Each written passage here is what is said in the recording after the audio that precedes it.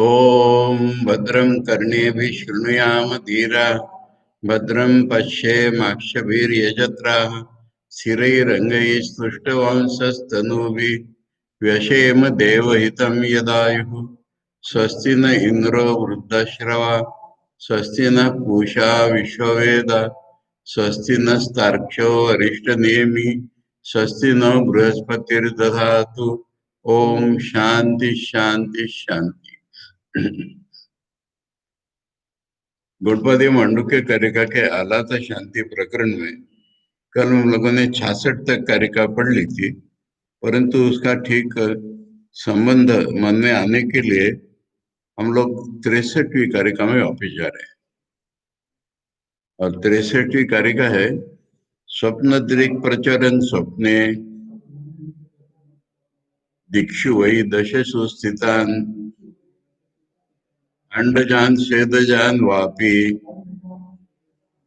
जीवान पश्यति यान सदा स्वप्न दृक् चित्त दृश्यास्ते न विद्यन्ते तथा पृथक तथा तदृश्यमेवेदं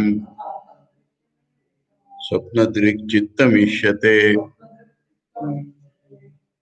स्वप्न देखने वाला स्वप्न में दशों दिशाओं में भ्रमण करके अंडजो स्वेदजो इत्यादि सब प्रकार के जीवों को जो देखता है, वे जो दिखाई पड़ रहे उसको वे स्वप्न देखने वाले चित्त से चित्त के दृश्य हैं।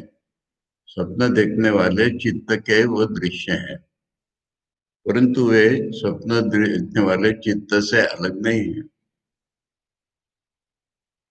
स्वप्न की कल्पना करो, स्वप्न में हम देख रहे हैं, हमने अमुक चीज देखी, तो कहाँ थी वो चीज? हमारे मन से अलग थी नहीं ना वो। तो स्वप्न में हमने जो भी देखा, जितने जीव प्राणी देखे या जो भी बिना जीव के भी देखे होंगे, तो वो सारा हमने हमारे मन में ही था, मन से देखा।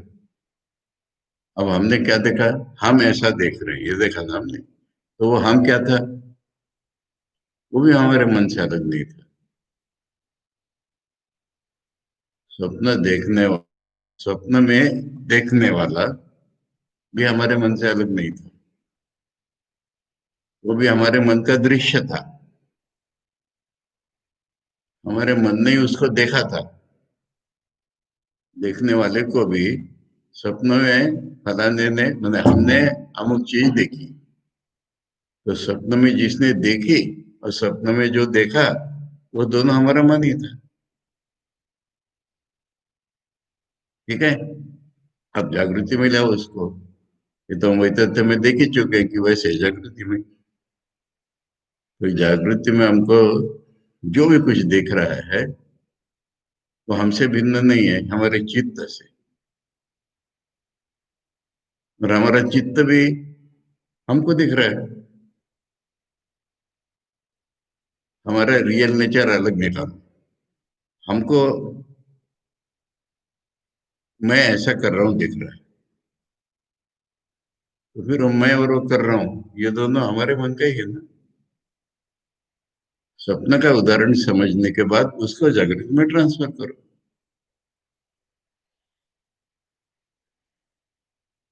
तो देखने वाला और दिखाई देने वाला एक साथ ही उत्पन्न हुए, या दोनों एक दूसरे पर डिपेंडेंट है।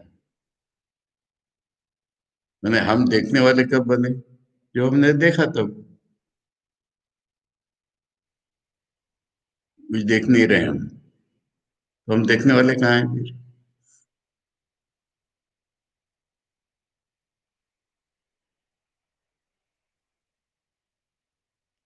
अभी रिसर्च 64 में खाली स्वप्न की बात बताई उन्होंने। ठीक है ना? हो गया ठीक, भाष्य पढ़ने की जरूरत नहीं है। स्वप्न में हमने जो देखा और जिसने देखा वो दोनों हमारे चित्त से अलग नहीं थे। जागृति में मैं आगे का बता रहा हूँ, जागृति में हम जो देख रहे हैं और जो देखने वाला है वो हमारे चित्त से अलग नहीं है।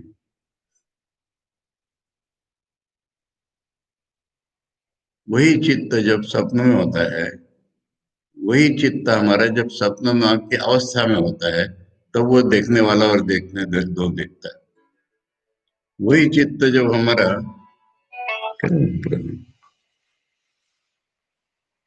सिंह से, अरे उसको बोलना पड़ेगा।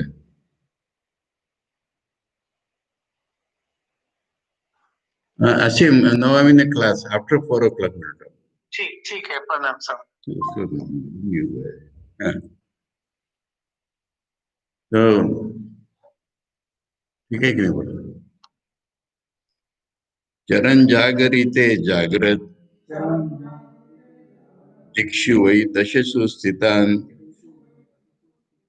अंडजान श्वेतजान वापि जीवान् पश्यति यान् सदा जागृत चित्ते क्षणीयास्ते न विद्यन्ते तथा पृथक् तथा तदृश्य में वेदम जागृतश्चित्तमिष्यते। इसी प्रकार जागृति में हम दशों दिशाओं में घूम रहे हैं और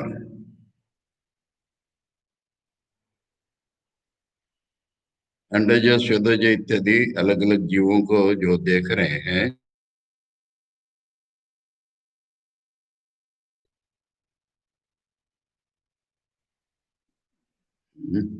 वो शब्द कहाँ है? जागृत, जागृते माने जागृत अवस्था में, जागृत दिक्षु, जागृत जो जगह है, जागृत अवस्था में जो जगह हुआ है चित्त हमारा, हमारा चित्त जागृत अवस्था में है। तो जागृत अवस्था में जो जगह हुआ है वो दसों दिशाओं में घूम करके जो भी कुछ देख रहा है, वो जागृत चित्त एक क्षण ही आस्ते, एक क्षण नहीं है, एक क्षण, वो जागृत जो चित्त है उसका दृश्य है वो, जागृत चित्त से अलग है ही नहीं वो। और वो जो है देखने वाला, वो भी उसी का दृश्य माना जाता है। उसी का माने जागृत देखने वाले का दृश्य है वो। जागृत देखने वाले का जागृत चित्त भी दृश्य है, या देखने वाला भी उसका दृश्य है, और दृश्य भी उसका दृश्य है। क्या फर्क हो रहा है?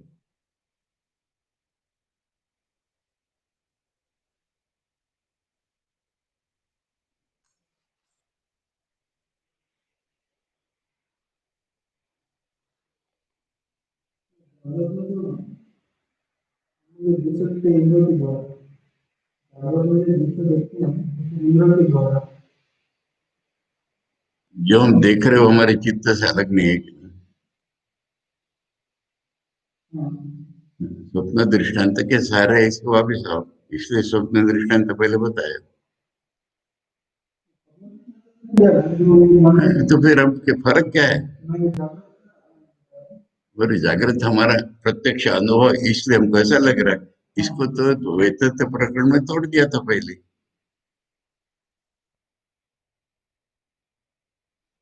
यही तो बौद्धों का विज्ञानवाद है ना।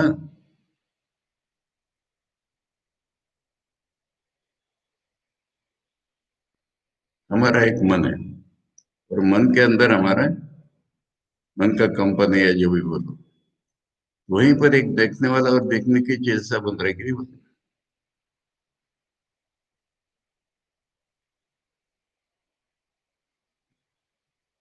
जैसा स्वप्न में बन रहा है उससे फर्क कहाँ है? अच्छा, स्वप्न की बात सोचो, तो हमको लगता है क्या ऐसा? हम देखने से लगता है ना।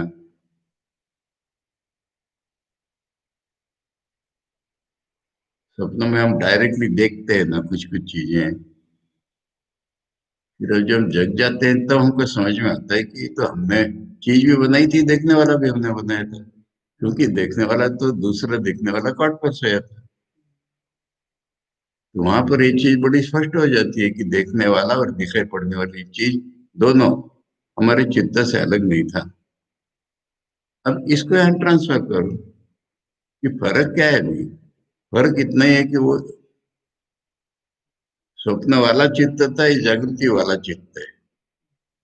और जागृति वाला चित्त इंद्रियों की सहायता से देखता है, ये फर्क होता है। स्वप्न वाले चित्त ने भी इंद्रियां बना ली थी, और वो स्वप्न वाली इंद्रियां थी।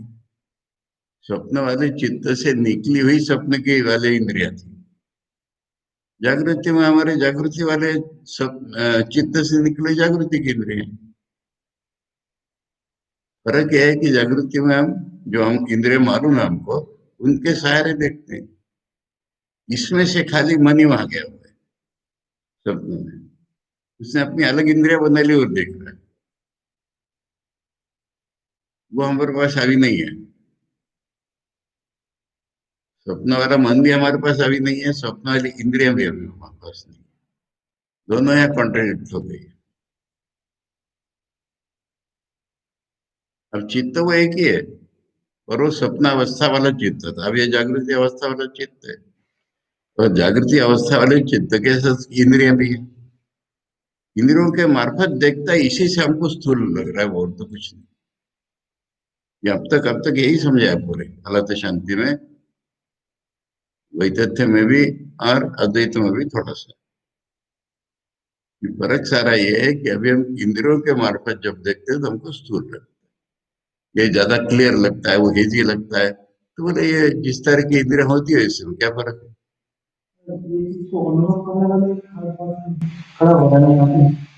अनुभव करने वाला जो रियलिटी है ना, वो इन दोनों को देख रहा है। हमारा हम है ना देखने वाले, ये रियल कहाँ है। ये तो हमारा दृश्य है। हाँ? हाँ, हाँ।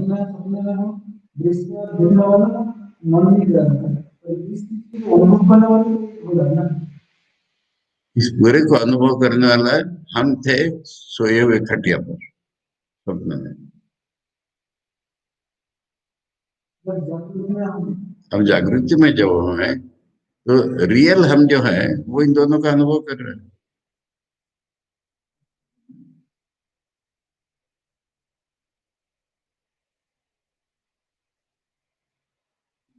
जागृति वाले चित्त ने देखने वाला और देखने की चीज दोनों बना ली। इसके अलावा देखने वाला कहाँ है वहां पर। इसके अलावा जो देखने वाला होगा वहां तो हमको रियलाइज करना पड़ेगा। और स्वप्न दृष्टांत से ही हमको क्लियर हो जाता है कि ऐसे एक अलग देखने वाला होगा। देखने वाला खटिया पर सोया था एक अलग, और देखने वाला और दिखाई पड़ने वाली चीज दोनों उसको दिख रही थी। अब जागृति का देखने वाला और देखने वाली चीज, इनको देखने वाला भी कोई होगा, ऐसा हमको वहां से इन्फर करना पड़ेगा। पर वो है कोई। पर जागृति में हम जो देख रहे हैं वो हमारे चित्त से अलग नहीं है। देखने वाला भी नहीं है, जागृति में देखने वाला और दिखाई देने वाली चीज।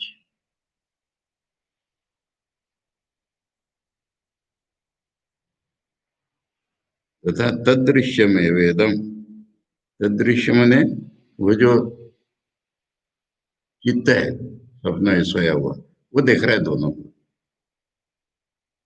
ऐसी जागृति में जो चित्त है ये दोनों को देख रहा है। हमारा सवाल ही नहीं है। जागृति वाला चित्त दोनों को देख रहा है।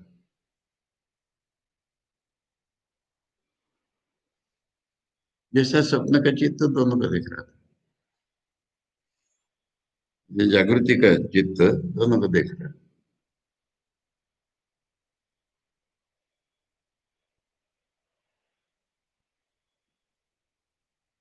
क्या कठिनाई से। ये तो क्रक्स है, माने विद्वत प्रकरण में ये चीज आई थी, पर अभी डिफरेंट फिलोसॉफीज के कॉन्टेक्स्ट में आ रहा है कि इसको क्या खोट कहाँ पे है। से हम जो शरीर को धरे स्वप्न में भी ऐसा ही लग रहा था पूरा का पूरा। तो हम जो सोए हुए उसका पता नहीं था हमको स्वप्न में। विषुप्ति में अलग है। स्वप्न में हम जो सोए हुए थे उस हम का पता नहीं था हमको, परंतु देखने वाला और दिखाई देने वाली चीज ये दोनों थे। तो जागृति में भी हमारा हमको पता ही नहीं है।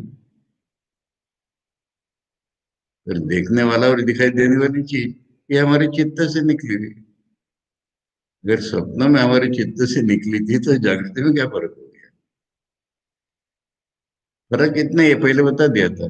फर्क है कि इंद्रियों का सहारा लेकर के देख रहा है वो। यही इतना ही फर्क है। क्या एक जगह बोला था उन्होंने, वेदस्तु इंद्रिय अंतरे। मैंने वहां मनी मन देख रहा था, मन अपनी इंद्रिय बता के देख रहा था। यहाँ हमारी अलग इंद्रिय है वो देख रही है। मन से निकली है वो इंद्रिय।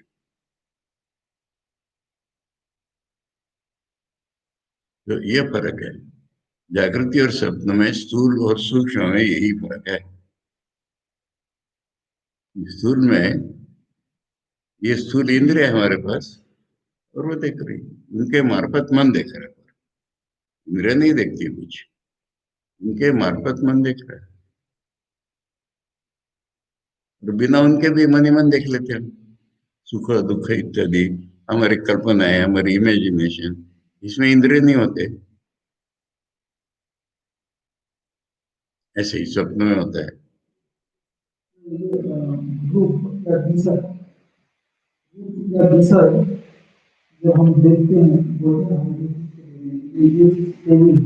हाँ, टेबल में जो नाम इसको कैसे टेबल की सबसे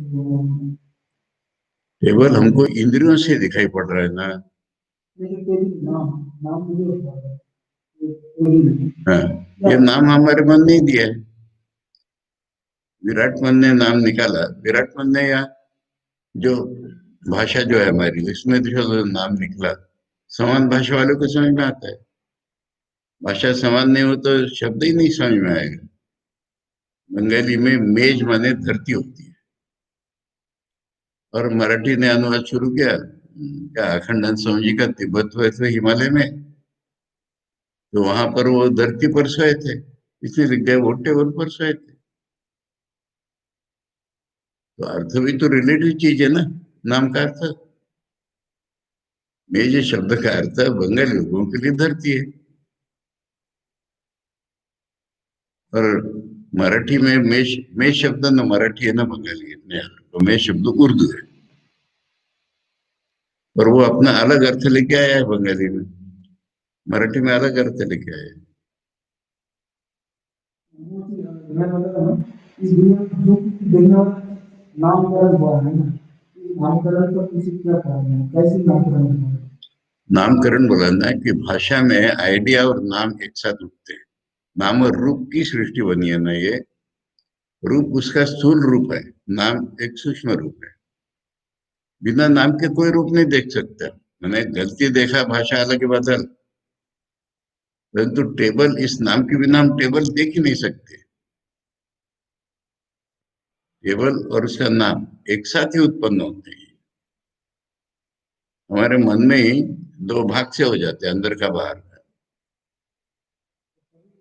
अब जैसे भगवान है, समष्टि माने उनका, तो उसमें कुछ एक कल्पना उठी, तो कल्पना के साथ नाम उठ गया कुछ में।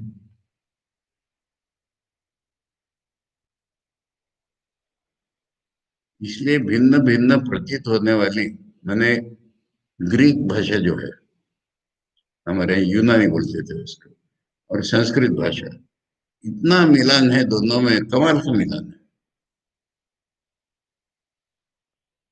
अब हम कहते हैं संस्कृत से ग्रीक निकली, ग्रीक से संस्कृत निकली, ये बोलना फजूल है। एक ही तरह के मन से एक ही तरह की भाषा निकलती है। तो कोई वस्तु और उसका नाम, ये तो हम बिल्कुल ओमिति तदक्षर में पढ़े कि नाम और नामी अभेद ही है। नाम से ही नामी बनता है, और नामी सोचो तो नाम आ ही जाता है। और स्वामी जी ने कर्मयोग में बताया कि कोई भी नाम ऐसे कन्वेंशनल नहीं है, वो उस आइडिया के साथ ही आता है।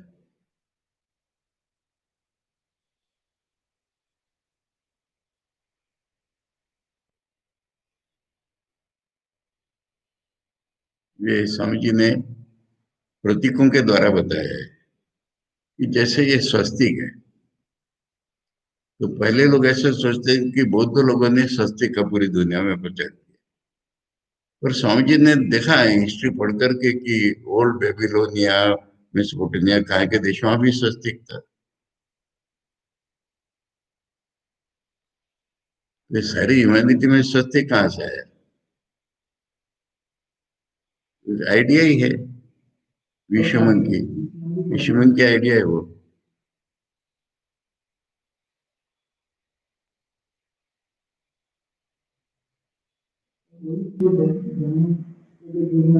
ये नाम और रूप इकट्ठे ही होते हैं। अब अलग अलग रूपों के अलग अलग नाम होते हैं, और मैंने अलग अलग भाषाओं में, और एक ही नाम के कई अर्थ भी होते हैं, और एक ही अर्थ के लिए नाम भी अलग अलग होते हैं, ये मंजूर है। परंतु बिना नाम के रूप नहीं होता, बिना रूप के नाम नहीं होता, ये बात अवैध है।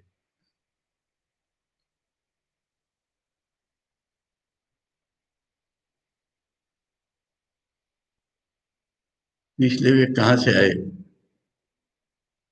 अब हम कुछ बोलते हैं, दूसरे को समझ में आता कैसे? क्या हम लोगों ने बैठ के ठीक किया था पहले इसका ये अर्थ है?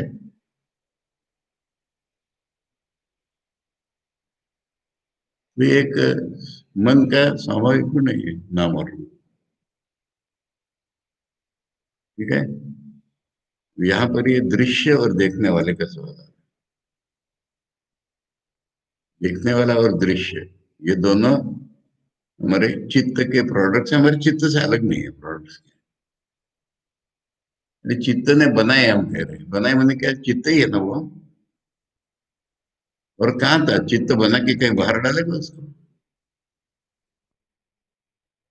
हमारे नस नाड़ियों से बाहर तो रस आती थे ही नहीं। हमारे चित्त के दृश्य थे वो दोनों। जागृति में भी मैं देखने वाला और मेरी ये दिखाई दे रही चीज, ये दोनों हमारे चित्त से अलग नहीं।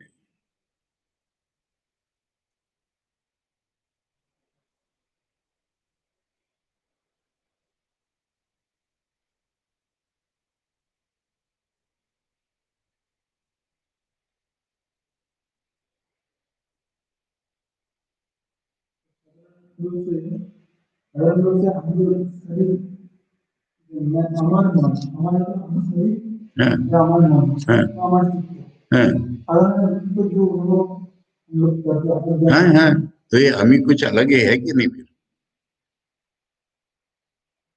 उस हमें का पता ही नहीं है हमें।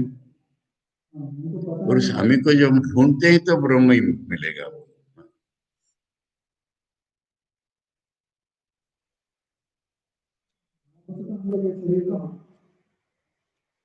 बुद्धिस्ट लोग बोलते हैं हम कुछ है ही नहीं,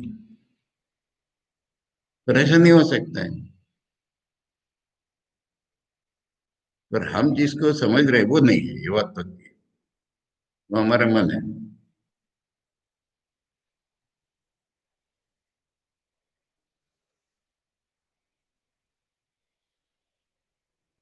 वो सनसेट में आता है, वे अन्योन्य दृश्यते किम तदस्ति इति नोच्यते लक्षणा शून्यमुभयम् तन्मते नैव गृह्यते। ये एक दूसरे के दिखाई देने वाले हैं।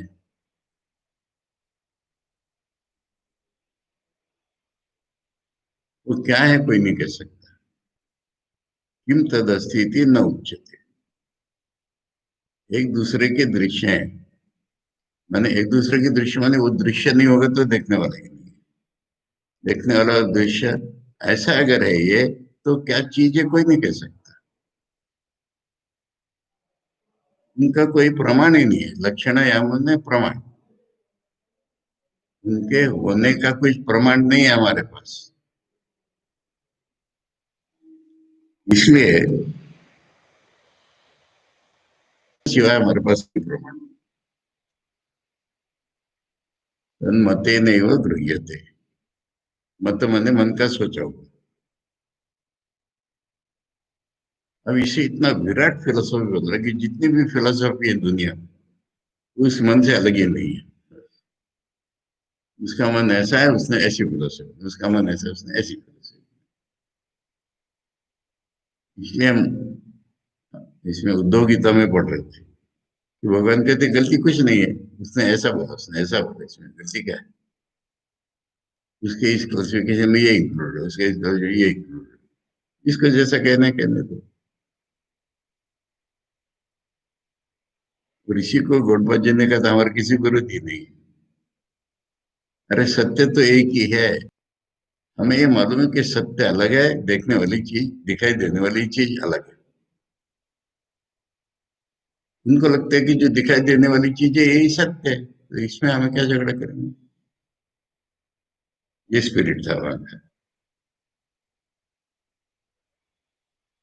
और इसलिए अद्वैती इतना समावेशक होता है मन उसका। एक मजा बताऊं, दूसरा कॉन्टेक्स्ट में देखो। स्वामी के अंदर बहुत गंभीर विषय पर लेक्चर लेकर बाहर निकले, उनके साथ भक्त है। तो एक भक्त कह रहे महाराज वो बात आपकी बिल्कुल अच्छी नहीं लगी मुझे। तो तेरे लिए नहीं थी। दूसरा भक्त महाराज वही बात तो सबसे बेस्ट थी, तेरे लिए थी। ये बात सत्य।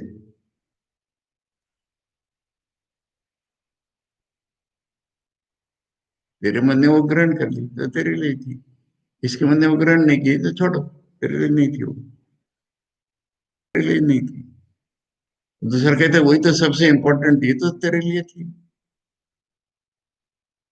ये अद्वैती का दिल होता है। अद्वैत ये स्पेसीज रेयर है, वही तो गणपत जी ने अद्वैत प्रकरण में से कहा। अपने को अद्वैती मानने वाले हजार हैं। अब बात डायग्रेस हो रही, पर जो फैनेटिक है वो अद्वैती हो ही नहीं सकता ना।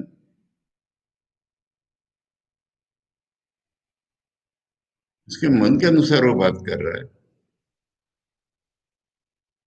और हर एक के मन को अलग अलग चीज अपील होगी। कथामृत की क्लास कहाँ की मैंने? यहाँ भक्तों के साथ ही की ना, लास्ट ईयर में। एक चीज मुझे नई दिशा मिली वचनामृत में, बिल्कुल नई दिशा मिली। कि मास्टर माशे इतना स्पेसिफिकली बोल रहे ठाकुर ने फलाने को ये बात बोली, सबके सामने बात कर रहे हैं। तो ठाकुर किशोरी से, ठाकुर मणिमल्लिक से, ठाकुर फलाने को ये बात कर रहे हैं।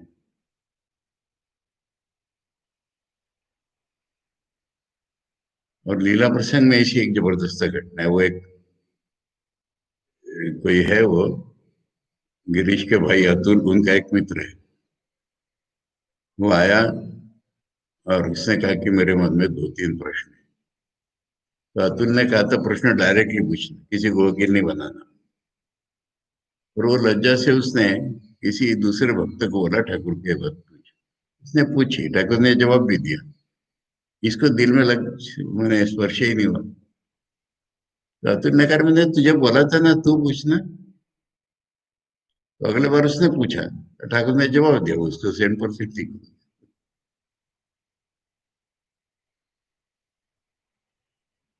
तो इतना ये कौन कर सकता है? अद्वैती के लिए डिफिकल्ट नहीं है ये चीज।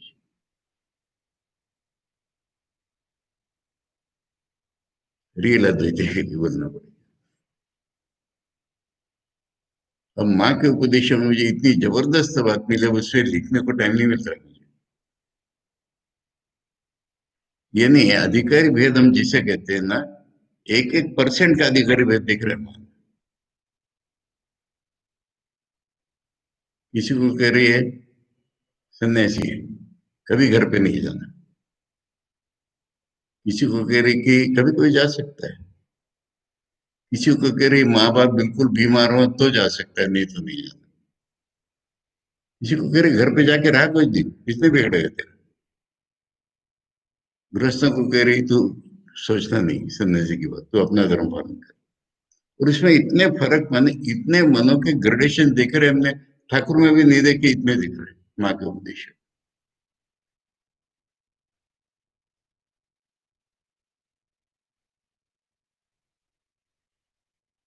महापुरुषों के मैंने शिवानंद स्मृति संग्रह के पहले वॉल्यूम का रिव्यू करते में ये बात मुझे जबरदस्त समझ में आई थी।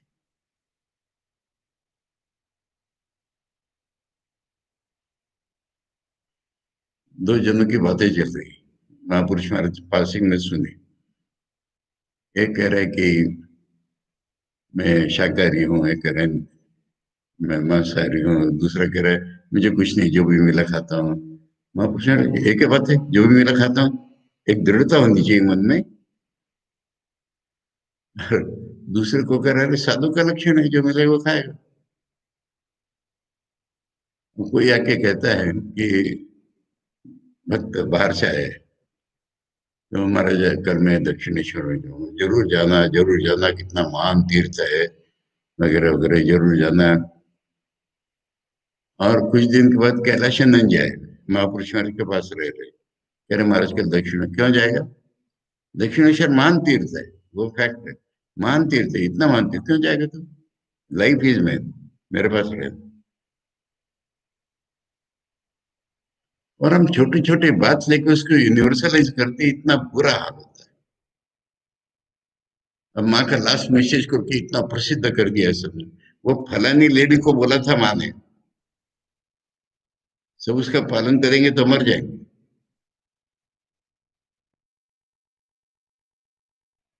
ये चीज, ये महाभाषितम जो है ना, उससे मुझे क्लियर हो गया। खैर, डाइग्रेस करते करते चले गए हम, परंतु अब ये नाम और उसका रूप, दृश्य और देखने वाला।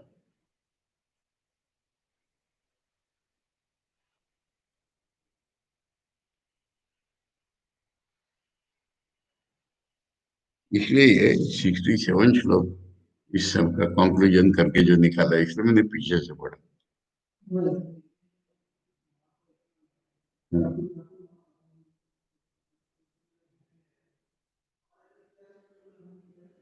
हम सन्यासी है ना, वचनामृत में कितना शामिल है बताओ। ये महत्व की बात है। वो एक था हमारा, क्या नाम था उसका, रमन ने क्या नाम था, एक डॉक्टर था, मालूम है तुमको। नरेंद्रपुर में था, नरेंद्रपुर नहीं, नारायणपुर में था कुछ दिन। एक है आंध्र का लड़का, आंध्र का कहाँ का मुझे भी याद नहीं। वो एमबीबीएस था, और मुझसे मिला था कहीं न कहीं, और वो कंखल में ज्वाइन किया था। तो अकाउंट जी उसके पीछे पड़े कि एमबीबीएस कुछ नहीं होता, तुम और पोस्ट ग्रेजुएशन कर लो। फिर वो साइकियाट्री में पोस्ट ग्रेजुएशन करके ज्वाइन, नारायणपुर में था। नारायणपुर में उसके ऊपर लोगों ने कुछ, पब्लिक ने गलत आरोप वगैरह लगाए उसको, केस चल रहा था, तो मैंने मिशन से बाहर था। वो मेरे से आर्ग्यू कर रहा था कि स्वामी जी ने कहा है कि गृहस्थों को उपदेश देते थे तो देख के आते थे, सन्यासियों को उपदेश देते थे देख के आते थे, कोई गृहस्थ नहीं है ना, ये बेकार की बात है। क्योंकि यथामृत में क्या बोला नहीं है, वैराग्य की बात है, और सन्यासी को क्या बोलेंगे। हमने कहा क्या बोलेंगे, तो तुमको क्या मालूम है, जब तक कि स्वामी जी को नहीं पूछते तो। और यही बात प्रेमानंद स्वामी जी की इसमें भी, उनका दो लोग बना बना के बात बोलेंगे वही, जैसा स्वामी विवेकानंद ने बोला ऐसा बोले। स्वामी जी सुन के नहीं, प्रेमानंद स्वामी कह रहे हैं कि हमसे बात करते करते उठ के देख के आते थे कि दक्षिणेश्वर की गेट तक तो कोई सन्यासी नहीं है, गृहस्थ नहीं है, तब बात करते थे।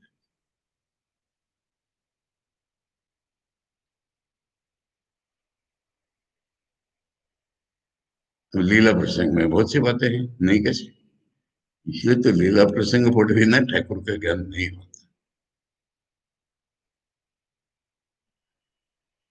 अब कथामृत फिर वही आ गया ना, गुरु की बात आ जाती है।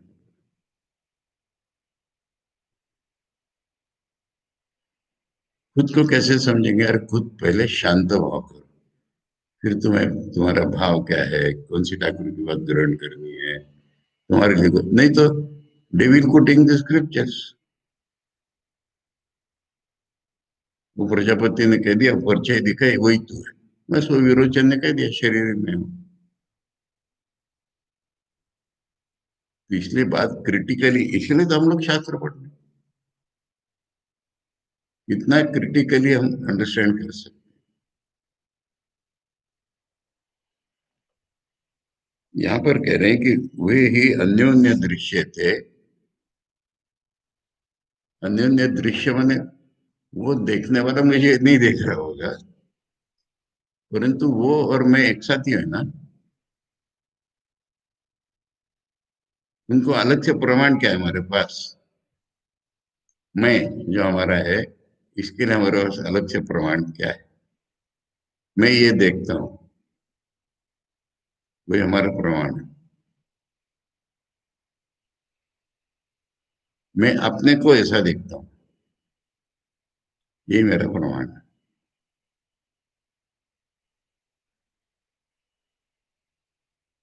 वो साइकोलॉजी की पुस्तकें पढ़ो, उनको इतना सब नहीं मालूम है।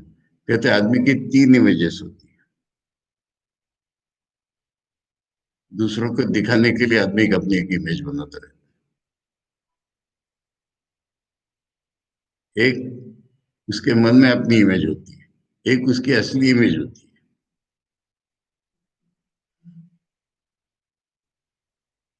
लोग जो देखते हैं उसकी एक इमेज है,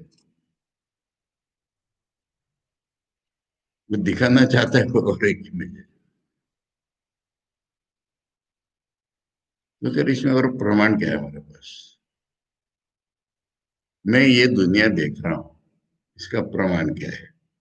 यही ना, मैं दुनिया देख रहा हूँ, इसको छोड़ के कोई प्रमाण नहीं है। फिर वो है क्यों कहते हो?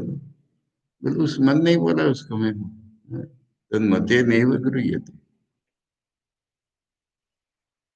इसके ऊपर आचार्य जरा अच्छी सी समझा करके कमेंट्री कर रहे हैं। जीव चित्ते हुए, चित्त चैत्य, जीव मैं और चित्त, ये मैं क्या है? चित्त का दृश्य, इसको चैत्य कहते हैं। चित्त और चैत्य ये अन्योन्य दृश्य, इतर इतर गम्य, एक दूसरे के कारण ही ज्ञान होता है उनका। जीवादि विषयापेक्षमी चित्तम नाम भवति। जीव का ही विषय है, इसलिए उसका नाम हो गया चित्त। चित्तापेक्षमी जीवादि दृश्य, और चित्त है इसलिए मैं जीव हूं। चित्त अतः ते अन्योन्य दृश्य, तस्मात् न किंचित अस्ति च उच्यते। इसलिए ये भी नहीं और वो भी नहीं, इसको वो दिखाई पड़ता है, वो दिखाई पड़ता है इसलिए ये है। तो फिर इसका इंडिपेंडेंट प्रूफ क्या है हमारे पास?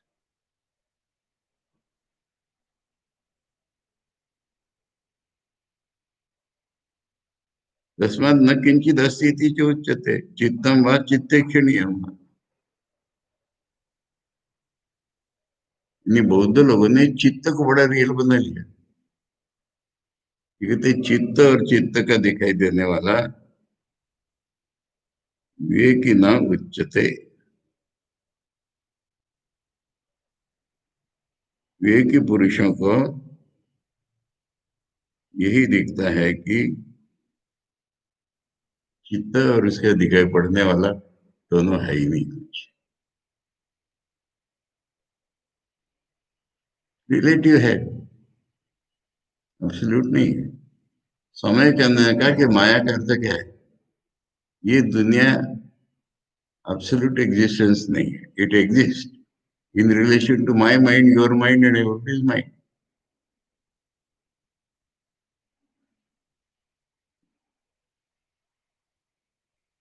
नहीं स्वप्ने हस्ति हस्ति चित्तम व विद्यते तथा यह विवेकिनाम इति अभिप्राय। स्वप्न में नहाती है, नहाती को देखने वाला चित्त है।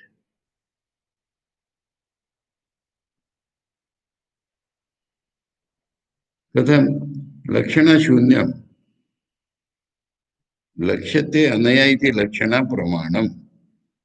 लक्षणा यहाँ शब्द प्रमाण का है, जिसके द्वारा वो चीज बताई जाए वो प्रमाण।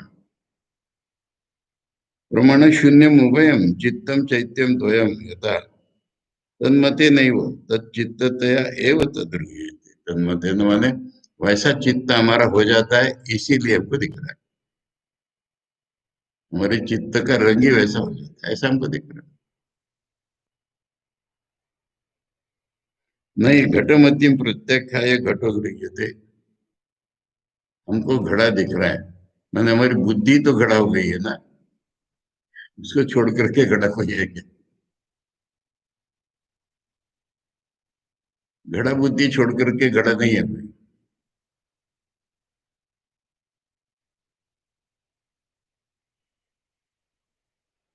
घट बुद्धि निकालो तो घड़ा नहीं है, घड़े को निकालो तो घड़ा बुद्धि नहीं है।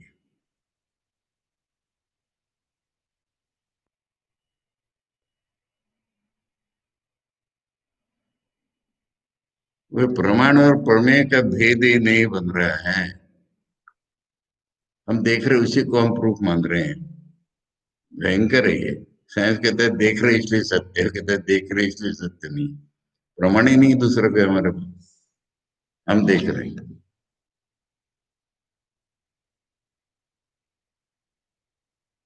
क्योंकि तो यहाँ तक कहते हैं कि जैसे ऑब्जेक्टिव कहते हैं ना, तुम भी देख रहे हो, तुम देख रहे हो मेरी कल्पना है, इसको छोड़ के बताओ।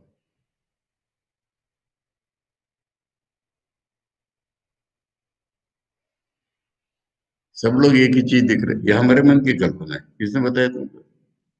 कहते ढूंढने सबको।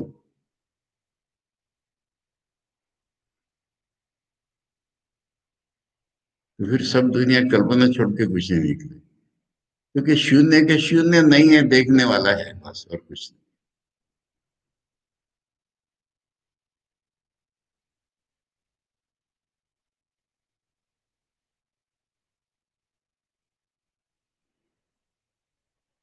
यथा स्वप्नमयो जीवो जायते म्रियते अपि च तथा जीवा अमी सर्वे भवन्ति न भवन्ति च। अब स्वप्न में कोई जीव उत्पन्न होता है, कोई मरता है, ऐसे ही सारे जीव जो है मरते हैं जीते हैं, हमको दिख रहा है। यथा मायामयो जीवो जायते म्रियते अपि च तथा जीवा अमी सर्वे भवन्ति न भवन्ति च। जादू से हमने कोई बना दिया आदमी, वो जिसका जन्म मरण है, ऐसे ही दुनिया के सारे जीवों का जन्म मरण। यथा निर्मित को जीवो जायते म्रियते पिवा तथा जीवा अमी सर्वे भवन्ति न भवन्ति च। मंत्र से किसी जीव की रचना कर देते हैं योगी लोग, वो उन्होंने रचना की और नष्ट भी कर दिया। ऐसे हमारा चल रहा है। ऐसे तीन उदाहरण दिए उन्होंने, स्वप्न का, जादू का और मंत्र का।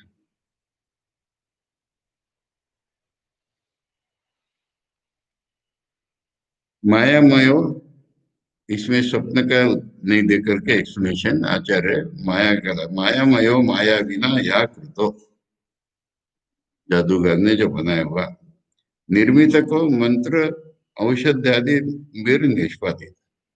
निर्मितको माने मंत्र, ड्रग्स इत्यादि के द्वारा बनाया था।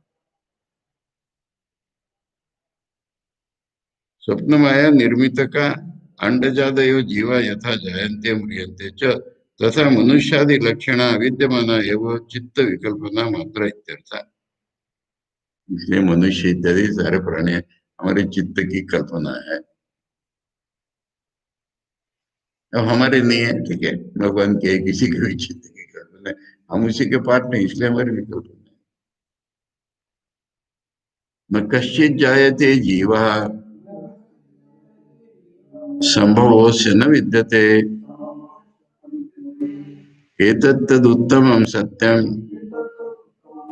यत्र किंचिन न जायते। कोई जीव उत्पन्न नहीं होता और किसी के उत्पन्न होने की संभावना भी नहीं है। यही उत्तम सत्य है कि कहीं कोई जन्म नहीं हो रहा है। ये गौड़पाद जी का आजाद वाक्य है। क्या हो रहा है ऐसा दिख रहा है वो। व्यवहार सत्य विषय जीवानाम, इसको व्यवहारिक सत्य बोलते हैं हम लोग, सत्य बोलते हैं। व्यवहार सत्य विषय जीवानाम जन्म मरणादि स्वप्नादि जीव अदिति उत्तम। स्वप्न में दिखने वाले जीव के समान ही व्यवहारिक जीव है। उत्तमम तो परमार्थ सत्यम न कश्चित जायते जीव इति उक्तार्थ मन। इस श्लोक का अर्थ पहले कर दिया था।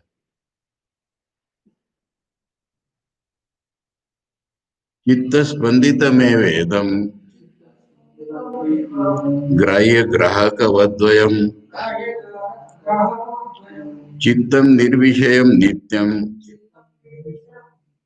असंगम तेन कीर्तितम।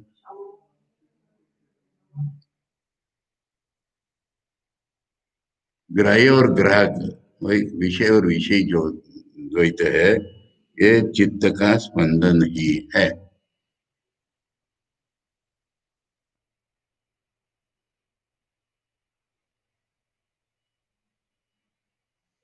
अगर चित्त ने ये दोनों बनाए हुए है ना, तो फिर चित्त की किसी के प्रति आसक्ति तो है ही नहीं।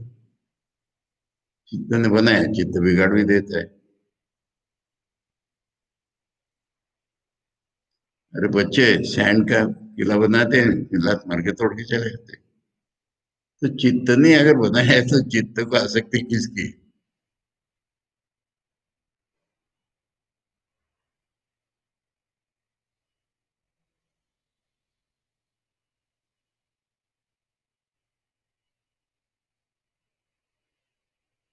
इसलिए चित्त को नित्य अनासक्त बोला गया है। वो हम घुस करके चिपक जाते हैं उससे।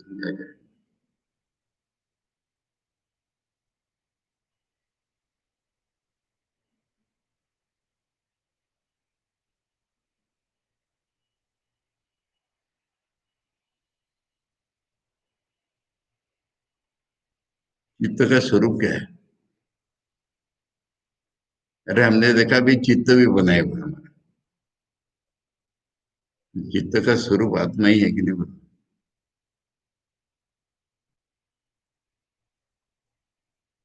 नित्य निसंग है वो। ठीक है, इसको कल पढ़ेंगे। जबरदस्त है।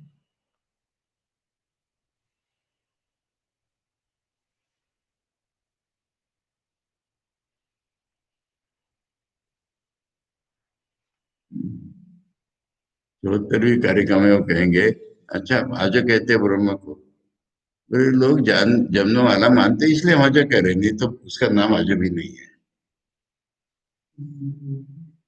वही भाषा के रिफाइनमेंट रिफाइनमेंट करना। कल पढ़ेंगे दोबारा, हाँ, यहाँ से 72 से।